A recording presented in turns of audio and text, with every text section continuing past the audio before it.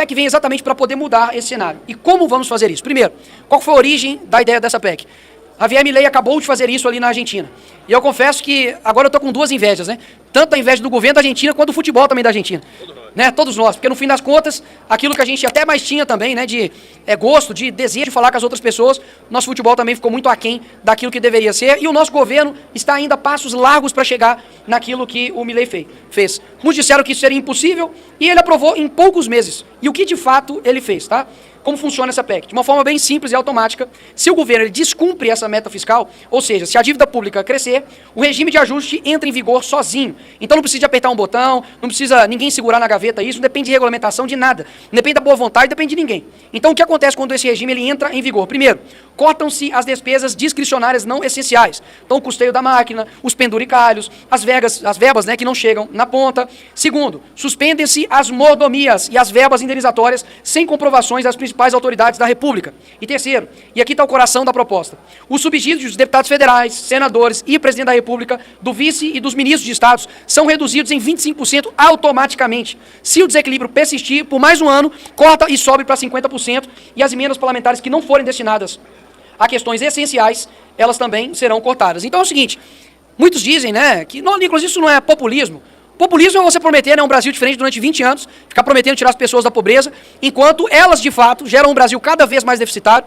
Eu não sei se vocês sabem, mas somente nos primeiros 6 meses do nosso país de arrecadação, foram 2 trilhões do seu dinheiro, do meu dinheiro, do nosso dinheiro, para poder bancar esse Estado. E quando você olha a situação do nosso país, hoje, por exemplo, a carga tributária, ela está até ali na média dos países da OCDE. Contudo, pela 14ª vez consecutiva, o Brasil é o país que mais arrecada e menos tem a sensação de retorno. Então o que acontece? Você tem hoje um Estado pesado, oneroso, que gasta muito, arrecada muito e não tem responsabilidade nenhuma, Soraya.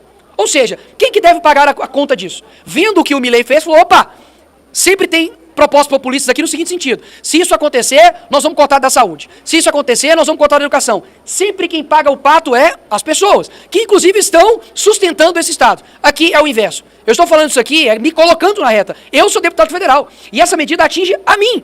Por quê? Porque, como eu disse, se não cumprir, se ultrapassar o déficit fiscal com irresponsabilidade, descumprindo esta norma, isso vai ser reduzido em 25%. Meu salário desce para 25%. Passou mais um ano, vai para 50%. Por que isso? Porque, horas, é muito fácil os deputados falarem aqui, nossa, vocês ganham 40 mil para não fazer nada, né? Se bem que, na verdade, tem gente aqui realmente que não faz nada. Mas pode olhar aí as minhas faltas aí, comparado às outras pessoas que me acusam disso. Eu tenho muito mais presenças, muito mais votações, muito mais discurso, muito mais trabalho, tem mais de 1.600 proposições legislativas aqui nessa casa. Mas é sempre com um discurso para quê? Para em ano eleitoral ganhar as pessoas, sempre não tendo a responsabilidade de que esse Estado precisa diminuir. Precisa diminuir. Então, a gente, obviamente, coloquei aqui essa PEC para poder fazer isso. Então, quero deixar primeiro algumas coisas claras a respeito da minha PEC, porque eu sei, amigos, que daqui a pouquinho vai falar, Nicolas, faz PEC para poder cortar a saúde, para poder tirar dinheiro da educação. Vou deixar bem claro com todas as letras.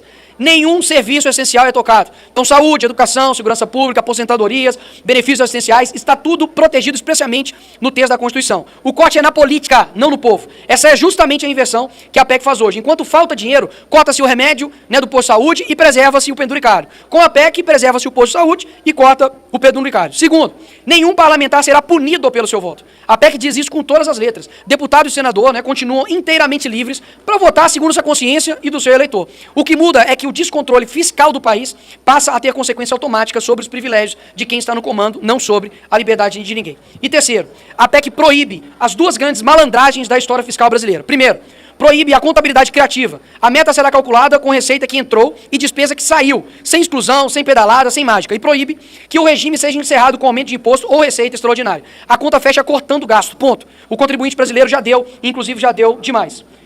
E por fim, tem um ponto que eu quero deixar aqui claro, descumprir esse regime é crime de responsabilidade. Está escrito na PEC, é inacreditável, como nós temos aí diversos governantes que descumprem as metas fiscais e não acontece absolutamente nada. Se você é empresário, tem uma empresa, você gasta mais do que você arrecada, o que acontece com a sua empresa? Ela quebra, não quebra? O Estado não. O Estado, quando ele quebra, ele manda a conta para você.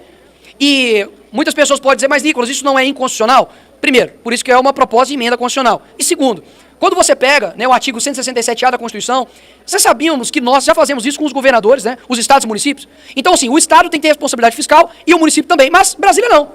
Né? Brasília fica distante do povo, não sabe como estão sendo os gastos e fica só por isso mesmo. Então isso não, obviamente, pode acontecer. Então, nós aqui em Brasília, a gente já exige isso do prefeito e do governador, só que a gente não exige a nós mesmos. Então a PEC da responsabilidade, ela acaba com essa hipocrisia. Então, hoje, a gente começa a, de fato, erguer uma estátua da liberdade do Brasil, não de poder gastar, não de poder ter déficit, não de poder, sabe, ter irresponsabilidade com o seu dinheiro, mas erguendo uma estátua, assim como Victor Frankl dizia, da responsabilidade. E isso tem se mostrado possível. A Argentina mostrou possível isso agora, e digo mais, nós estamos vendo o mundo inteiro tendo boas ideias, aplicando essas boas ideias, seja em âmbito econômico, seja em âmbito da segurança pública. A gente olha nessa, a gente fala, você que é da segurança pública, você é coronel, olha para El Salvador e fala, meu Deus, saiu do país mais com homicídios no mundo para o país mais seguro do mundo. Eu estive lá pessoalmente. Isso é o que acontece, nós brasileiros olhamos e falamos assim, mas El Salvador